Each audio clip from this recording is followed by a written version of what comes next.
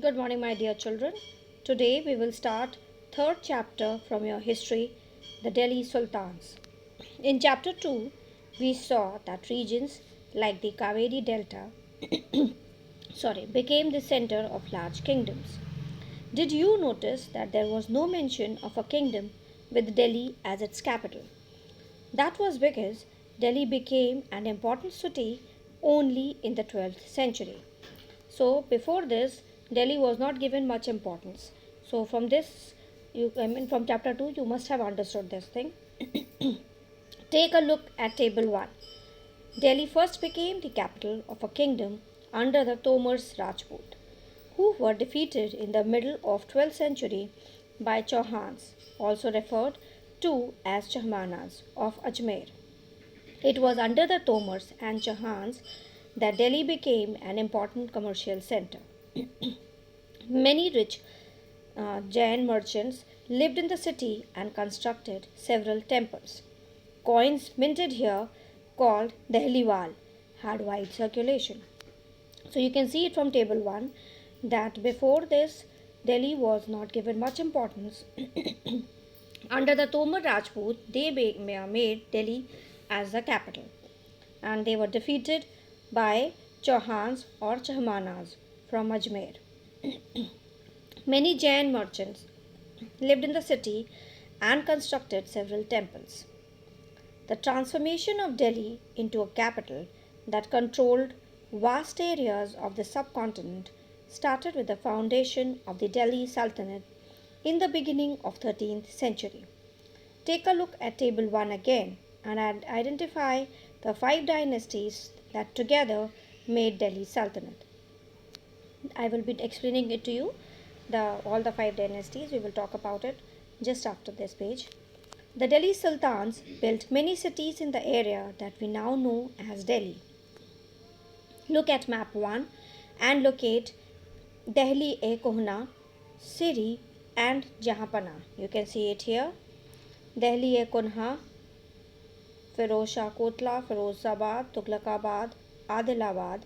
So here only, like this area, total like all together, came to be known as Delhi. Now the rulers of Delhi. These Rajput dynasties, Tomars, early 12th century. Anangpal from 1130 to 1145. Then came Chauhanas from 1165 to 1192.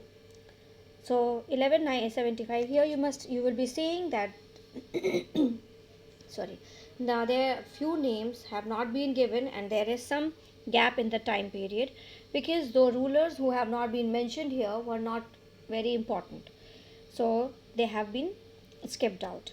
Prithviraj Chauhan in 1191 he defeated Muhammad Ghori, and but then he spared him, and the very next year Muhammad Ghori again came and killed him in the next battle. Then came the early Turkish rulers. Many people believe and call them as Mamluk sultans because most of them, they were themselves slaves or they were son of a former slave. So Aibak, who was Kutubuddin Aibak, he was the governor of Muhammad Ghori, and when Muhammad Ghori was returning back to his empire, he left Aibak to take care of the position here in India. So Aibak made their Lahore as its capital, and the language which was the official language which was used at time was Persian. You people must be aware of Qutub Minar. Qutub Minar, the construction of it was started by Qutubuddin Aibak, and he is also famous for Quwwatul Islam Mosque. Then one more mosque was built by him, which is under his reign only, you can say, that is known as Adhai Din Ka Jhopda, which is in Ajmer, and it is believed that Ghori, when he was here, he have asked to construct this because initially this place was a Jain temple and Sanskrit college. So it was very beautiful. So Ghori wanted that it should be constructed as as a mosque. So, and he has given only for 2.5 days for the construction. So obviously the construction was not complete in 2.5 days. So but just that the wall was framed, and Gori could read namaz there. So that is but many people believe that it also like it resembles the life of a human being. It is like, where very short span is there. So then uh, after him, the throne was ascended by Aram Shah, but then he was only there for some time, and the 40, who are popularly known as Chehalgani, they removed him from the throne. And then thereafter, Iltutmish ascended the throne. He was the one who shifted capital from Lahore to Delhi. Then again, we have Ruknuddin Feroz for some time. After him, Razia Sultan came to power in 1236. Uh, Iltutmish wanted her to be to ascend the throne after him, but then what happened was that being a woman, the nobles in that time, they didn't like to be ruled by a woman. Then she appeared in the court without a veil. That was also disliked by many people. And later on, what happened was that she started favoring one African slave who was there, Yakut. So finally, he had a she had like she could rule only for 4 years, and later on she married Altunia, and both of them were killed. Now after her, then again that as I have told you that there were not very important rulers. Barham was there, Nasiruddin Mahmud was there. Nasiruddin Mahmud was the ruler, but only for the name's sake. Instead, his minister Ghasuddin Balban was ruling the empire. And after Mahmud, Balban himself ascended the throne. So he was very strict ruler, and he adopted the policy of sajda, and he wanted his nobles to respect him. And first of all, as he was himself a member of Chahalgani, that is the 40, he disbanded he completely, you can say, destroyed it. Then he had a very efficient spy system to uh, get the no, like whatever was happening in his empire, he would become aware of it. Then after him, Kaikabad was the last ruler, but then he couldn't rule for much, only for 3 years. And then the empire of Delhi passed into the hands of Khaljis. They were the Afghans, and they ruled from 1290 to 1320. So here you can see Jalaluddin Khilji. He ruled from 1290 to 1296, and his capital, he continued his capital to be Delhi. Jalaluddin Khilji was killed by his nephew Alauddin Khilji. Alauddin had a again he had a very favorite slave, Malik Kafur. If you have seen the movie Padmavat, you must have seen how Jalaluddin was killed by on the orders of Alauddin. Then Alauddin Khilji, he increased the agricultural tax from 20% to 50%. He is very famous for the market control policy, and where the he price of the crops was fixed, the lands were measured properly, and all this the records were kept. Then there were different types of taxes like jizya, which Hindus had to pay, then kharaj, which was a land tax, kari, that is house tax, and chaurai, that was like a pasture tax. So after him, the empire was taken over by Tughlaq dynasty. Ghasuddin Tughlaq, who was the first ruler, he built Tughlaqabad, and he was ruled from 1320 to 1324.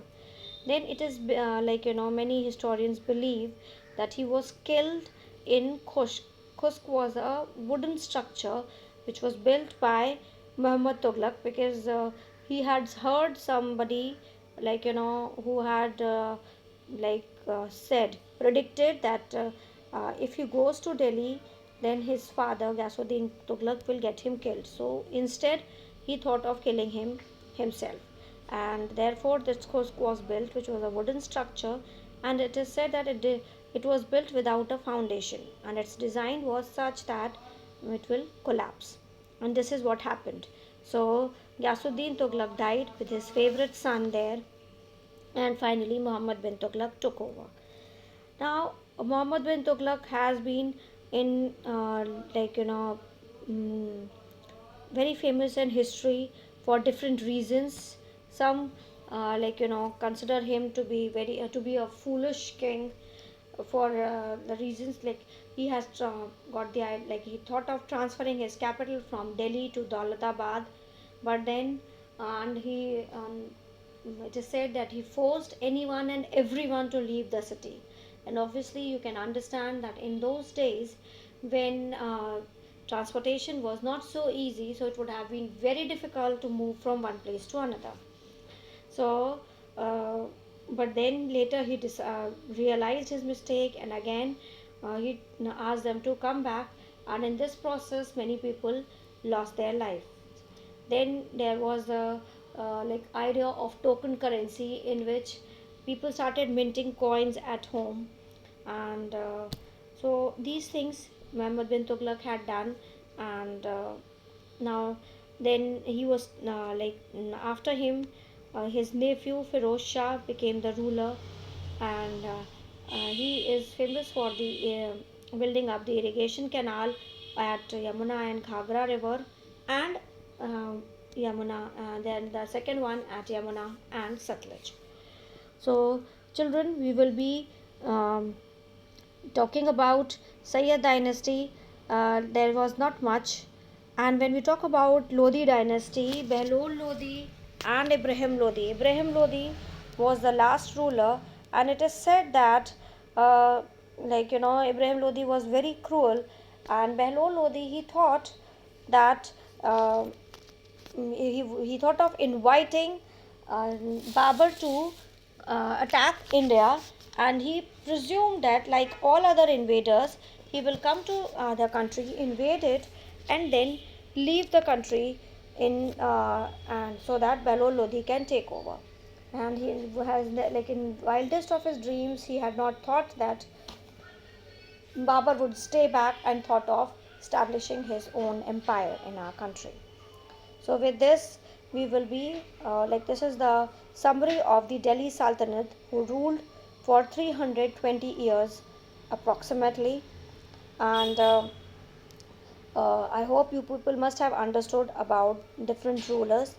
Now let's continue with the chapter finding out about Delhi Sultan. Although inscriptions, coins, and architecture provide a lot of information, especially valuable are histories, that is Tariq, that is singular, and Tawarikh, which is plural, written in Persian, the language of administration under the Delhi Sultans. The authors of Tawarikh were learned men, secretaries, administrators, poets, and courtiers who both recounted events and advised rulers on governance, emphasizing the importance of just ruler. So, Tariq, which is like a singular, no, it was taken as singular, and Tawarikh for plural. So, the circle of justice, that is, according to Fakhr A. Mudabbir, wrote in 13th century, a king cannot survive without soldiers, and soldiers cannot live without salaries. Salaries come from the revenue collected from peasants, but peasants can pay revenue only when they are prosperous and happy. This happens when the king promotes justice and honest governance. So, this was the circle of justice. That is, that is, a king cannot survive without his soldiers.